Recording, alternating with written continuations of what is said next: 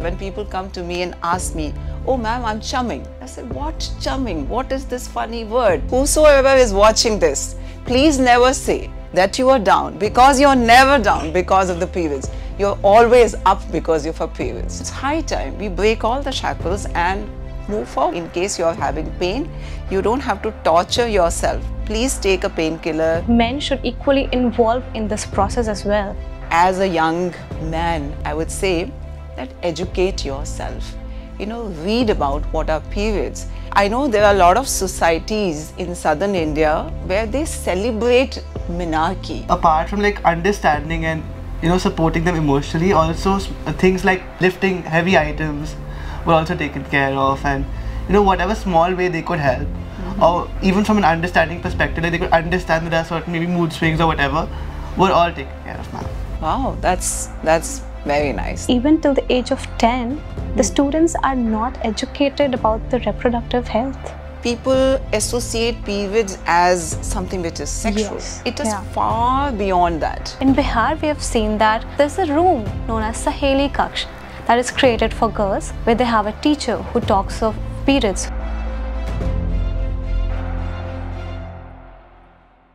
Hi, I am Ajita Darshan, the youth content creator from UNICEF India. Hi, I'm Raghav Agarwal, also youth content creator for UNICEF India. And today, on 28th May, which is World Menstrual Hygiene Day, we are pleased to have Dr. Anjali Kumar, a senior gynecologist with 35+ years of experience, an endoscopic and robotics surgeon, and founder of Meri, and Aisha, the AI vertical of Meri. Thank you very much, Ajita and UNICEF, for inviting me on this important day, which is 28th May, where we celebrate menstrual hygiene all over the world. And I'm so happy to share my thoughts with you people about this important issue. So thank you very much for inviting me. So are we, Dr. Anjali. So menstrual hygiene in itself has been a very intriguing topic for me.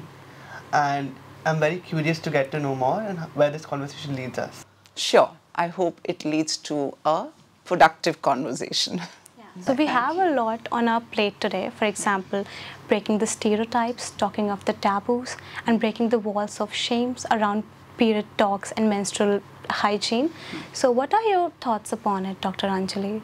So I, as a woman, and I as a doctor who deals with women all the time and have been into this space now for more than 35 years, I always feel that we need to talk about period and menses in a normal way, like any other health issue. It's actually not an issue also. Yeah, exactly. It's something which is very, very innate to us. It's something which is biological part of us. Completely. And it's high time that we start talking about it in this way. It's high time that we stop talking about periods or menses in a very hush-hush manner, as something which is to be hidden, something which is stopping a woman to, do something which is really capable of. So it's high time we break all the shackles and move forward, both men and women together. Yeah. Also, I feel like this has to start from both the places, from our households, from schools to the office and workplace, not just from one area. I feel like this conditioning needs to be broken apart, and also like men should equally involve in this process as well. 200%. So ma'am, while growing up, I relied a lot on your channel Meri to know a lot about reproductive health and menstrual hygiene. So how do you feel that this supports, and this can be a robust support for us and for the youth to educate themselves about our period health and menstrual hygiene? Yes, so we created our platform called Meri about 4 years back during COVID times actually. I do remember. Because as a doctor, I used to feel that how do we make sure that, we reach the right, we make sure that the right information is available to the people. So as a gynecologist, I wanted to create a place which gives scientific information, latest information, evidence-backed information, but in a manner which is easy to understand and which is palatable to people. Completely. So we created that space, and this is called Meri. So at Meri, we speak about periods, menstrual hygiene, safe sex, contraception, pregnancy, menopause. So basically, you know, our tagline is anything and everything about women's health. And we are recently coming out with a AI vertical on women's health. This is called Aisha. Amazing. So Aisha means AI's AI, and Isha is a woman who is actually an empowered woman. So Aisha is going to be a chatbot which is going to be there with you on your phone, and you can ask any information and you will get scientific answers to any of your query. Reliable and trustworthy, definitely. Yeah, there's definitely a lack of science-backed information for even us to gain knowledge on. So as boys, it seems like a great resource that we can utilize. Yes, Raghav, this is absolutely not gender specific. We talk about a lot of things which concern boys, men, fertility, pregnancy. So please do watch. You will find a lot of things which, you know, you will find definitely useful. This is our way of helping people. So coming to, like, getting right into it, what are the biggest challenges women face in workplace or home or even public spaces with regard while they're on their period? And like, how can we help tackle these challenges? So it's so sad, Raghav, that women over the years have been told to associate periods with guilt and shame. They've been told, oh, you're not supposed to talk about periods. Oh, you're not supposed to buy your pads in public. Oh, you're supposed to just keep your pads hidden. So when you are not talking about something, when there is so much of innate guilt and shame within yourself, how would you ask for your right? जब आप उसके बारे में बात ही नहीं करोगे तो आप मांगोगे कैसे कि मुझे क्या चाहिए? So the first thing is that we need to remove that guilt and shame from a woman's own mind, leave alone people around her. She has to feel confident. She has to feel, yes, this is something which I should be proud of. And I tell people that you should be actually proud of having a period. Period is something which gives you the power to create life, and we should be proud of having a period. So when actually, as a doctor, when people come to me and ask me, oh ma'am, I'm chumming. I said, what chumming? What is this funny word? Why can't you say the word I'm having periods? Why can't you say I'm having my menses? Somebody says, oh, I am down. Do you think that you are ever down?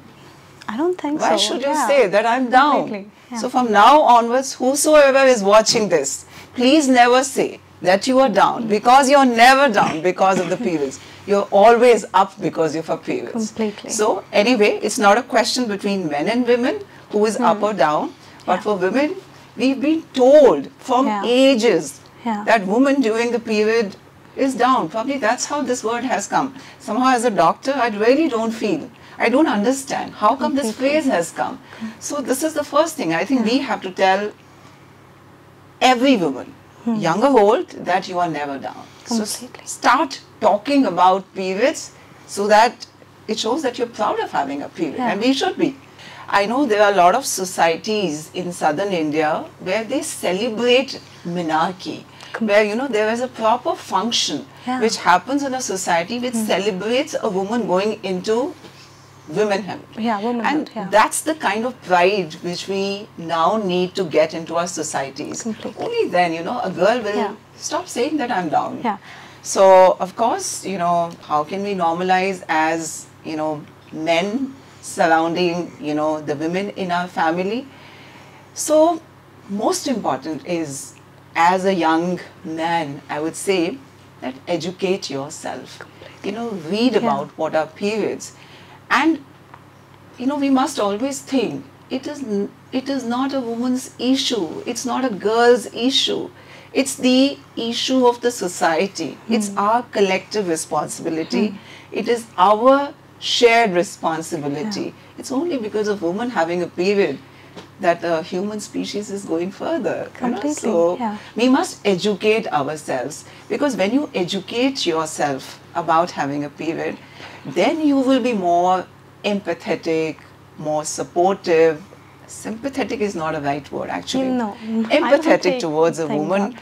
And if you see anyone in your college or in your friend circle making fun of a girl just because there's a stain on her clothes, that's not done. If somebody is making a womanly or a sexist That's very biased of joke, Yeah. you know, come in between and say that's not fair. And in case you're, I don't know if you have a sister, in case you have a sister, or maybe your mom, I mean, offer her, "Hey, mom, are your pads finished? I'm going to the market. Can I buy this for you? Or this is the online thing. I'm ordering my stuff. Do you want me to buy something for you?" I mean, that's when, you know, your mom or sister will probably feel, "Oh, my son has grown up." Also, like, I would like to add to this point where you said that it's nothing just about the girls. Yeah. Boys equally must be educated about it.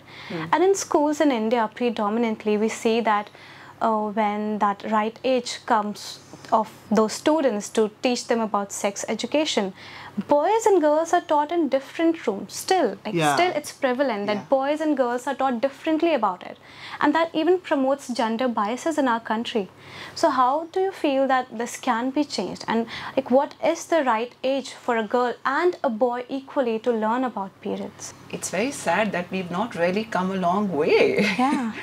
So the things were same in 1980, I guess, or maybe a little earlier. In 1980, I was in class 10th. Okay. So our first so-called this kind of a class was when I was in class 10th. By then, most of the girls had already got their first period. And yes, of course, the girls and the boys were separate. And I'm feeling so sad that after 40 years, Yeah. things are still the same. And still, sorry to interrupt, still in the most renowned schools of our country, even in the state, we see that even till the age of 10, the students are not educated about the reproductive health. Yeah, it's not just, periods are not just sexual. Probably, you know, somewhere people associate periods as something which is sexual. Yes, It is yeah. far beyond that. So we need to view this entire thing in that light. Only then we'll start feeling proud of it. You know, men and women both, and we will think about this as a collective responsibility to take care of all those menstruators, not just Completely. women who have periods. I feel like also there's a delay in when we get to know about it. Like, what do you think would be the right age to learn about this, ma'am? So I feel there is no right age to start talking about periods or sex or reproductive health. It's a continuous education. Obviously, the first step of education happens at home. So as Completely. mothers, we need to be aware of those opportunities which come and where we can talk about this. As senior women, as fathers, as men, it's our collective responsibility to make sure to talk about the periods in a absolutely unbiased manner. And that's where probably, you know, the father's role also come. I don't know what happens these days, you know, do fathers talk about it openly or not, but, you know, if that happens, this is going to be great, you know. That's where the woman is going to get her first confidence that my father understands, my brother understands, my fiancé understands, my boyfriend understands. And that's where she's going to have that trust in the society that yes, the entire society is not against me. They are here to help me when I need the help. Completely. More than education, like he said, you know, normalizing the conversation. Education, yes, you read about this in a biology class. But have you seen that conversation happening in your household? Have you seen that conversation happening in your family groups? Have you seen women in your family being marginalized? Which means that you can't cook, you can't do this, you can't do this. If you've seen those biases, probably you are likely to absorb those biases at a subconscious level. You will not be comfortable talking about this. So in case as a boy or anybody, any boy who's watching this, I would really want you to be, making sure that in case you observe anything happening in your households, in your family functions, people not talking about periods in a best manner, interrupt them then and there only. So coming to the policymaker, what do you feel like, what changes can policymakers and government introduce in the school and workplace infrastructure to make this world more period positive for women? So like, we spoke about the change happens at home first, then of course schools and colleges and workplaces. But unless and until as a society, we are doing something at the policy levels, probably these things won't move forward as we want them to move forward. Making sure that women across all the ages have access to clean menstrual hygiene support. Now that could be as basic as toilets. And I know my daughter never used to change her pad during her periods because she thought that the school toilets are very dirty. I'm sure this is probably the scene in most of the schools and colleges. So making sure as a part of that vertical that every school is directed to make sure that clean toilets, adequate number of toilets, कि एक floor पे खाली एक ही toilet नहीं होना चाहिए, adequate number of toilets, clean toilets, well ventilated toilets, toilets with proper soap and running water. And I remember she used to come and tell me कि soap नहीं था. Now how do you change your pad? Of course later on, there could be facilities like, availability of free pads or pad vending machine. So, I recently went to Srinagar for a talk. And there in the Srinagar airport, I saw free pad vending machine, and I said, "Wow, this is what we want." In a place like Srinagar, you have a app, a free pad vending machine. So making sure that all schools have these machines, and making sure that all these machines are well topped up. Machine तो रख लिया, लेकिन उसको top up नहीं किया. So there should be, dedicated people who are responsible for menstrual health and hygiene. And of course, maybe the schools could have a poster which talks about, how can you dispose of the pad? You're not supposed to, just throw it in, flush it in a toilet. There should be proper wrapping papers, instructions there. How can you do that? So these are the very basic things which a woman demands. And as a policy maker, we ensure that we have access to good education, access to menstrual, hygiene products, which is toilets and pads and tampons or whatever, which is culturally viable, culturally suitable, and which is economical also in a bigger sense of things. In schools and colleges, we have what are known as period leaves offices where you have medical chambers available. Somebody's having a lot of pain, a dedicated space where she can just go, lie down, pop a painkiller, come back again. And these are things which make a woman's life easy. In today's times, women no longer want to be just staying at home and enjoying their leaves, but just making sure that they feel comfortable during those times. I think these small steps can go a long way in creating a period positive. Also, she must not be made feel vulnerable about it. Yes, absolutely. Oh God, you're on sick leave. Gosh, you got your periods. No, it's not something sad. It's a part of my body. It's a part of my life. Yes. Yes. The barrier mostly at like the school or college level was with disposal. Like what I've seen firsthand is like maybe friends were worried about how to properly dispose of, not having the necessary facilities to properly dispose of the pad. So yeah. Even if there are, facilities for like a free pad dispensing machine or whatever, the disposal was a major issue. Yes. As you told that your daughter was scared of changing her pads, so I feel like, do you feel that keeping on the same pad for a long time causes various health issues? As I just heard about it, but hearing from you is more Yes, of viable. course. So, when you use a pad and if it is a soaked pad, Yeah. then obviously it's a breeding ground for bacteria. Completely. So ideally, averagely, a woman must change her pad 6 to 8 hours.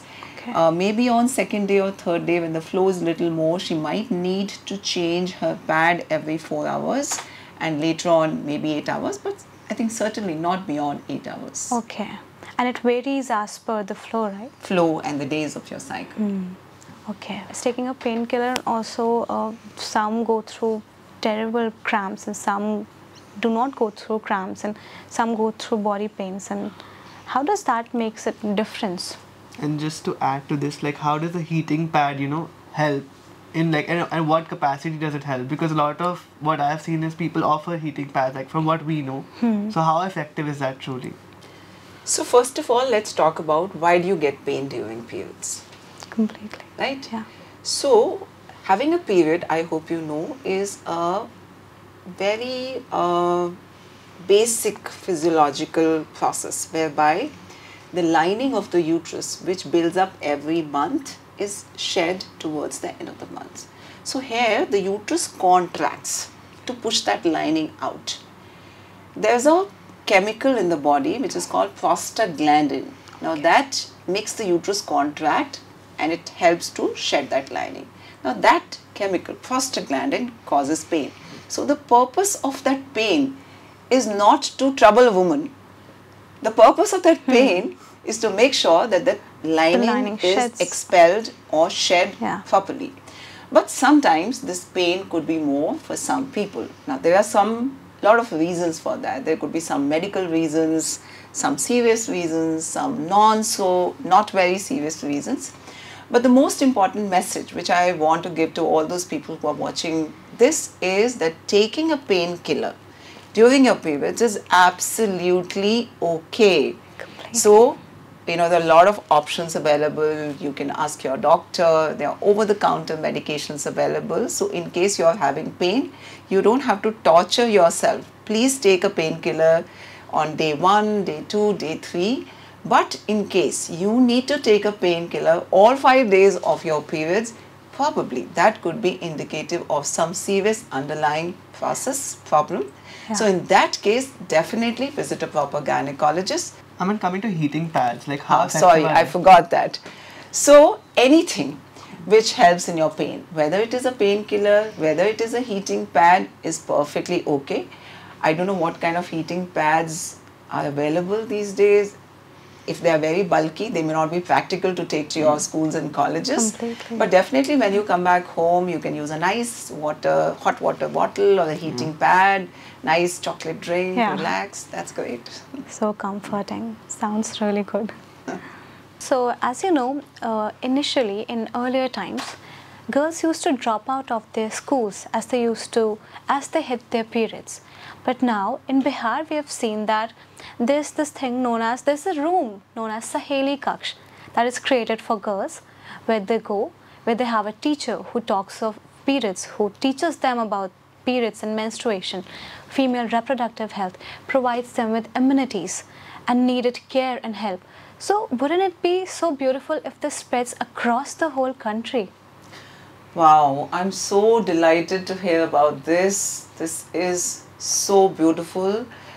And this is a big request to all the policy makers, in case we could create these kind of rooms, Sahili Kak, you said, in every school or every colleges. I mean, that's when we have actually embraced the whole idea of being period positive. Completely. And what my statistics as a gynecologist, what I know is that 1 in 5 girl drops out of school because they have no access to the menstrual hygiene, whether at emotional level or at the level of products which are being given to them. So that's a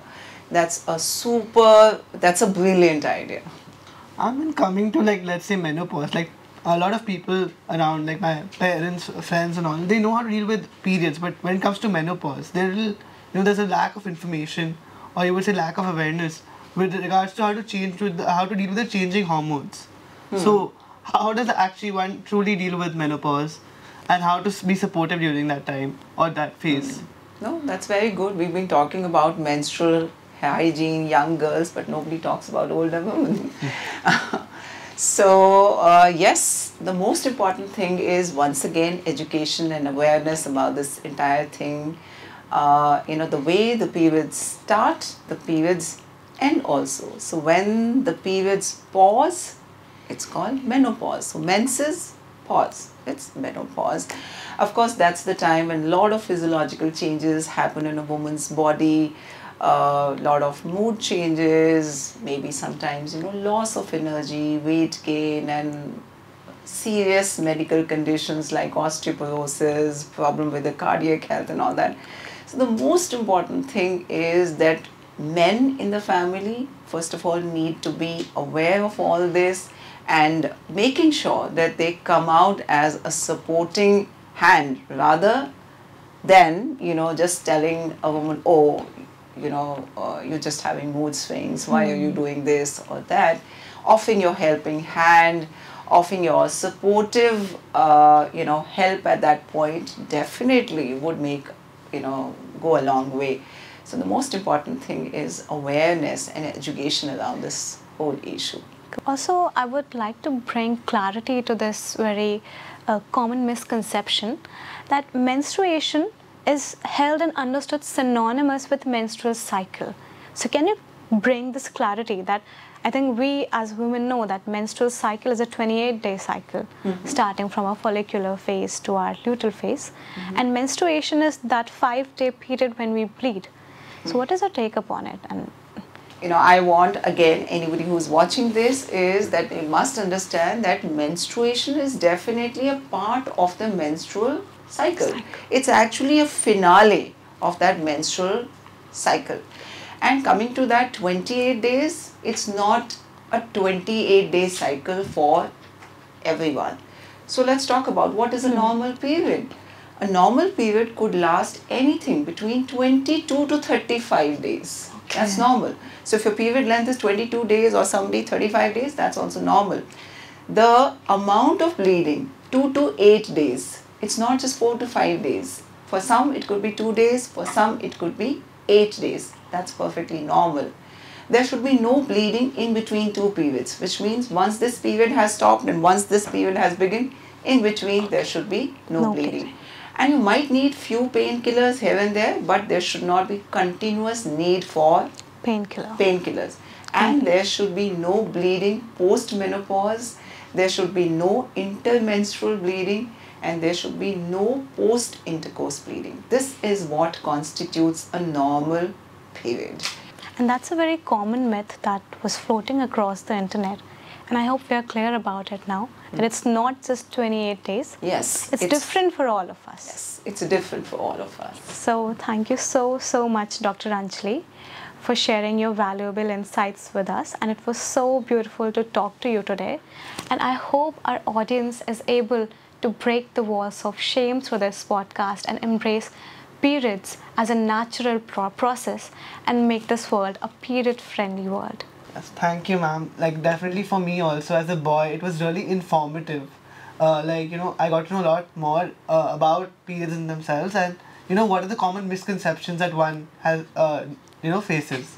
Thank you, Ajita. Thank you, Raghav. And thank you, UNICEF, for inviting me over to talk about this subject, which needs more and more conversations. And today's session was even more special because I got to talk to young people about their concerns, about their issues. So it was actually enlightening for me also at many levels. So thank you for that. And I hope this podcast would, incite more conversations. Hopefully at policy level will bring about the desired change which we as women want. So thank you very much.